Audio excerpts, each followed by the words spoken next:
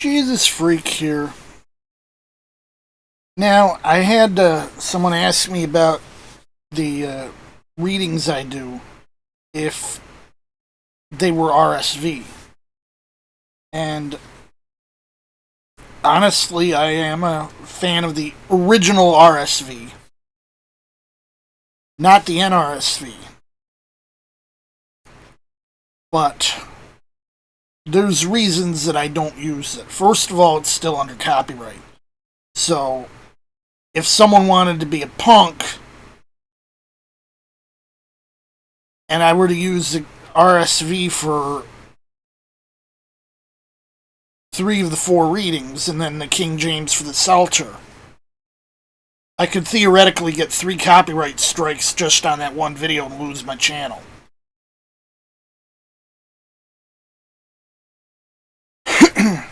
Because to use more than a verse or two, I'd have to pay a licensing fee.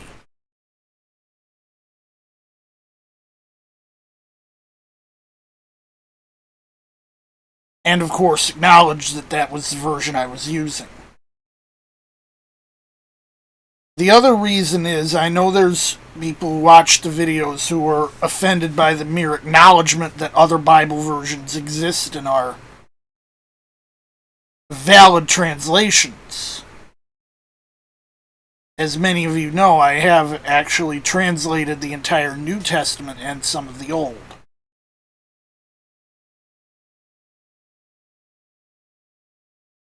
So,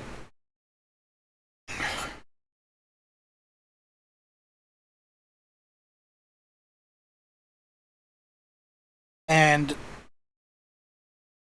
using a version other than the KJV, even using my own translation, which is CC0 and public domain in the United States,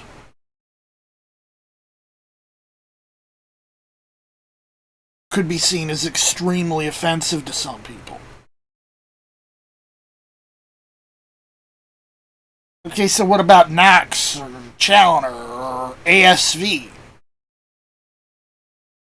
No.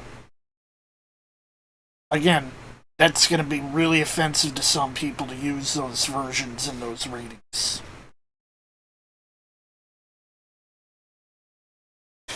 I use the King James to reach the widest audience.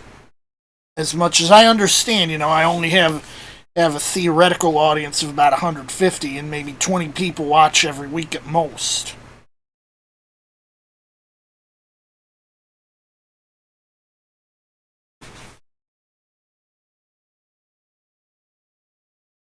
I alternate between several different copies, but they're all the same translation. And when I prepare the subtitles,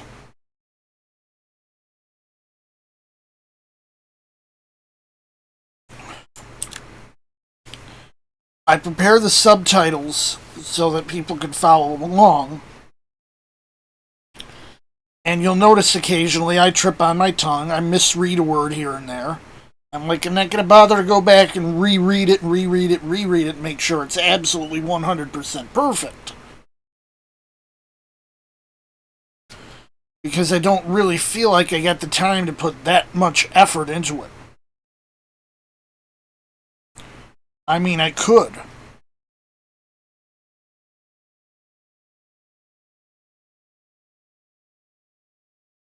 But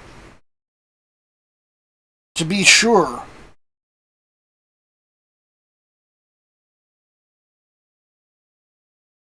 the text file I use when generating those captions on screen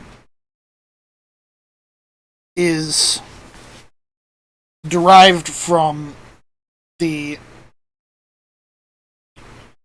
text on BibleProtector.com, simply because it was easier to work with. Made a few tweaks, have added back the pilcrows and stuff. But it is a KJV, and it is a standard text KJV. And not all the KJVs I read follow a standard text of any sort. I've got a lot of them that have particular issues and particular verses.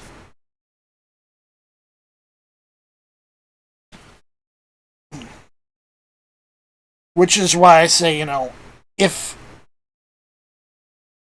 what's on the screen and what you're hearing don't match, what I'm supposed to be reading, what I intended to read, is what's on the screen.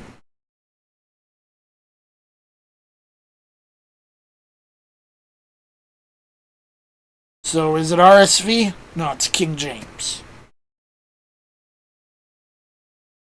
That's by intent.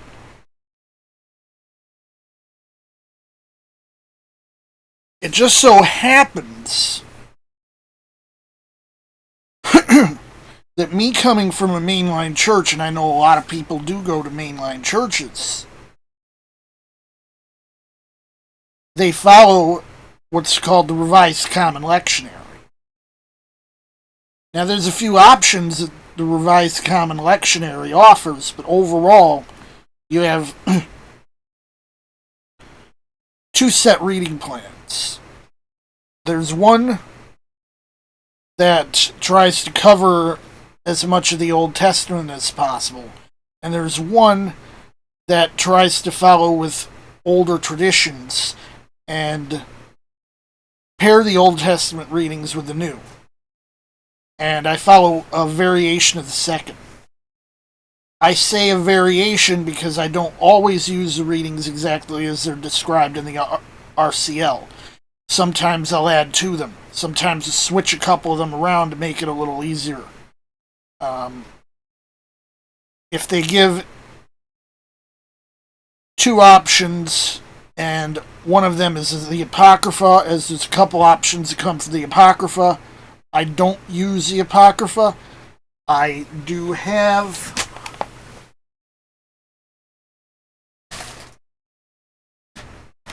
a KJV Apocrypha.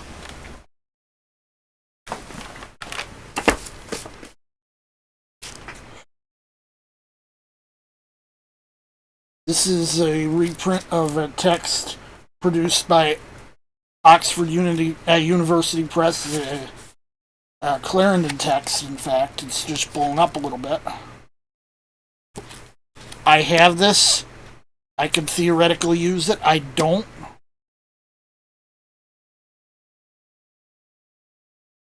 So,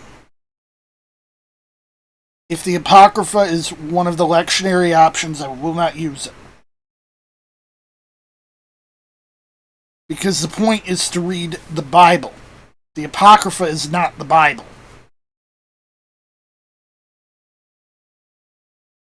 I know there are some viewers on this stream who consider the Apocrypha or part of the Apocrypha. Usually they'll exclude First Esdras, Second Esdras, and the Prayer of Manasseh as Theopneustos, and I've said more than once why I don't believe it is.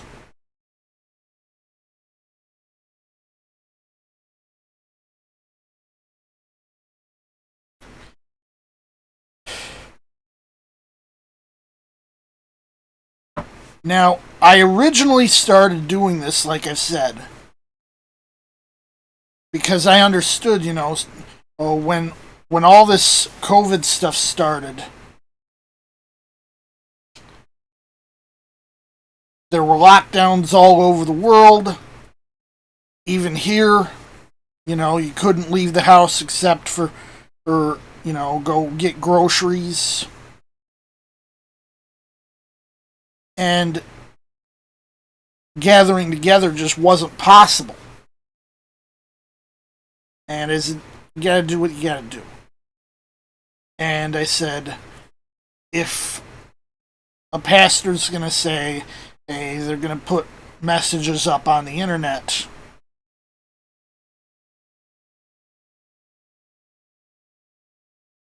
and that'll be, they're the best they can do for a sermon, and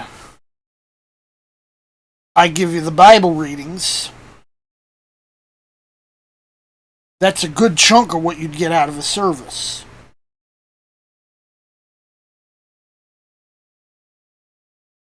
Could I do more? Probably could. Writing sermons really isn't my thing, and I'm not really, I'd be preaching as a lay speaker, not as a preacher.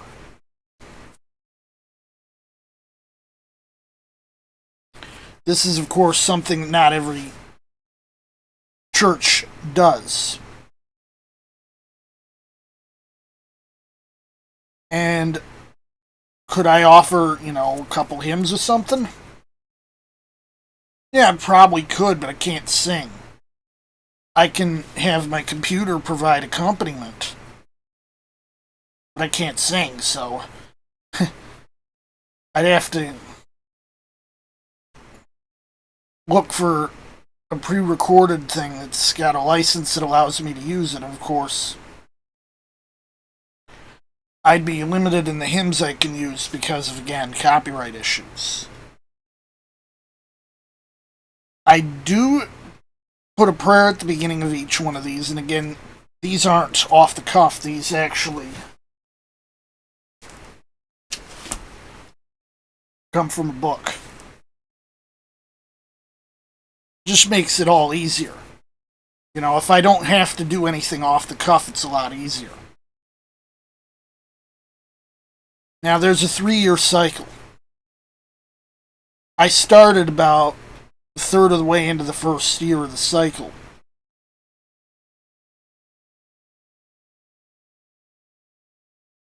And the cycle begins on Advent, first Sunday of Advent.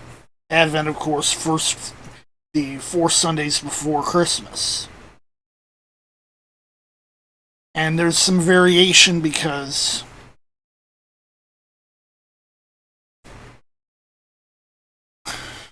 Easter is based on a lunar calendar, and how many Sundays you have in Epiphany, or after Epiphany, I believe the lectionaries generally consider both the Sundays after Epiphany and the Sundays after Pentecost to be ordinary time, except the last Sunday before Lent, the first Sunday after Pentecost, and the last Sunday before Advent.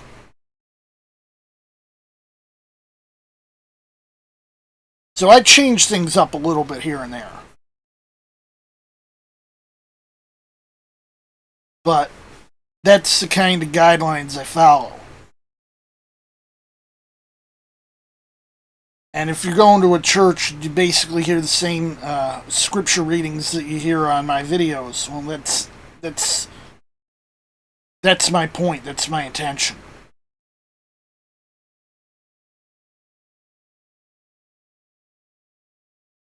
Just figured I need to clear a few things up.